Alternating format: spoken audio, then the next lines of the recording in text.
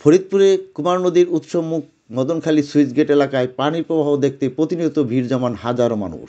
জেলায় উন্মুক্ত বিনোদনের কোনো সুব্যবস্থা না থাকায় এসব এলাকায় পরিবার পরিজন নিয়ে তারা ছুটে যান বলে জানান বিনোদন পিপাসুরা। তাদের দাবি, এসব প্রাকৃতিক বিনোদন কেন্দ্রগুলোকে শৃঙ্খলার মধ্যে এনে পর্যটন কেন্দ্র গড়ে তোলার। ফরিদপুর থেকে আরও জানাচ্ছি সাদাত হোসেন তিতু। পদ্মা নদীতে পানি বাড়ায় খুলে দেওয়া হয়েছে কুমার নদীর উৎসমুখের সুইচ গেট। তাই তো নদে বেড়েছে পানির প্রবাহ। সুইচ গেট এলাকায় পানির গর্জন ও প্রবাহের উত্তাল গতি উপভোগ করতে সেখানে প্রতিদিন ছুটে যাচ্ছেন হাজার হাজার মানুষ। ঘুরতে আসা বিনোদন পিপাসুদের দাবি, ফরিদপুর অনেক প্রাচীন শিল্প সমৃদ্ধ জেলা হলেও সাধারণ মানুষের মনোরঞ্জনের গড়ে ওঠেনি কোনো ধরনের উন্মুক্ত বিনোদন কেন্দ্র। তাই তো প্রকৃতিগতভাবে বেড়ে ওঠা উন্মুক্ত বিনোদন কেন্দ্রগুলোর দিকেই ছুটছে মানুষ। আগে পরে এরকম অবস্থা দেখিনি যে মানুষের এত ঢল, মানে দেখে এসে খুব ভালো লাগতো যে বিনোদনের একটা জায়গা হয়েছে, বাচ্চা ঘুরতে আসা যায়। ফরিদপুরের মানুষের বিনোদনের জায়গা তেমন একটা না থাকার কারণে এই ফরিদপুরের সুইচ গেট, তারপর আপনার শিশু পার্ক, ধলার মোড়, এই তিনটা জায়গায় মোটামুটি এখন ফরিদপুরে ঘোরার জায়গা, যে কারণে প্রচুর ভিড় হয়। মানুষ এক একটা ছুটির দিনে এক এক জায়গায় আসে। যেমন আজকে আমরা সুইচ গেটে আসছি, অনেকেই আসছে। এখানে আসলে যে গরম, একটা শুষ্ক বাতাস, তারপরে যে সুইচ গেটের যে পানিটা, এটা দেখতে আসে, সব মিলায় একটা সুন্দর পরিবেশ। এখানকার পরিবেশটা অনেক ভালো হয়েছে, দেখার পরিবেশ, ঘোরার পরিবেশটাও ভালো লাগছে, ঘুরতে আসছি। আমার বাবার সাথে মাঝে মাঝে আসি, আমার ভালো লাগে এখানে আসতে। অনেক বাতাস, ঠান্ডা বাতাস, আর এখন গরমের ভিতরে এখানে আসতেই মনে চায়। এখানে আসলে শিশুদের বিনোদনের জন্য, আর ওদের নিয়ে কিন্তু আমরা রিল্যাক্স ভাবে ঘুরতে পারি না, যেহেতু এখানে অনেক মোটরসাইকেল এবং রিক্সা, অটো রিক্সা এগুলি পথঘাট বন্ধ করে রাখছে। তাদের নিয়ে চলাচল করা যায় না, হোঁচট খায়, শিশুর আঘাত পায়।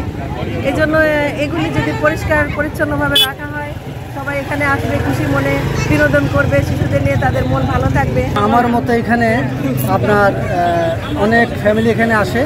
এখানে একটা আপনার নিরাপত্তার খুবই প্রয়োজন, পাশাপাশি একটা শৌচাগারের প্রয়োজন। দ্বিতীয়ত এখানে অনেক মোটরসাইকেল ভিতরে ঢোকে, এই মোটরসাইকেলগুলো প্রতিরোধ করা উচিত, যাতে বাইরে রাখতে পারে। এই জন্য একটা সুন্দর একটা প্লেস করা প্রয়োজন। কেনা ভালো হয়, খুব ভালো লোক আসে, ঘোরাফেরা, আমরা বেচা কেনা যথেষ্ট আলহামদুলিল্লাহ আমরা খুব ভালো করি।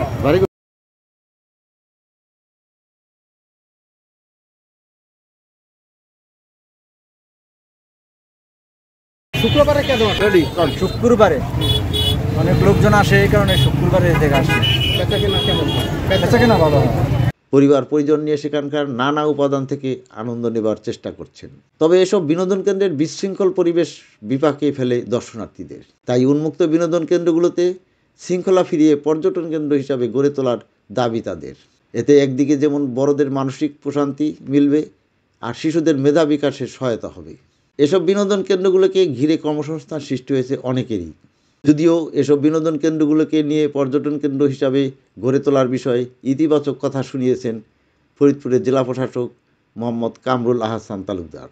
আমাদের ফরিদপুরের মদনখালী সুইচ গেট এবং ধলার মোড় দুটি আমাদের ফরিদপুরবাসী সহ আশেপাশের জেলাগুলো মানুষের পর্যটন পিপাসু মানুষদের দৃষ্টি আকর্ষণ করতে সক্ষম হয়েছে।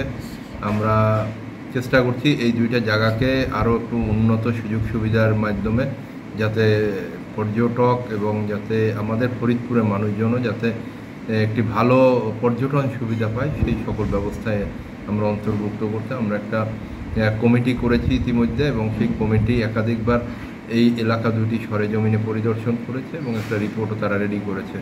আমরা সম্ভাব্যতা যাচাই করে যতটুকু সম্ভব আমাদের জেলা প্রশাসনের পক্ষ থেকে, এবং যদি আমরা না পারি আমরা মন্ত্রণালয়কে পত্র দেব, যাতে এখানে পর্যটন সুবিধা বৃদ্ধির জন্য তারা কিছু উদ্যোগ নেন।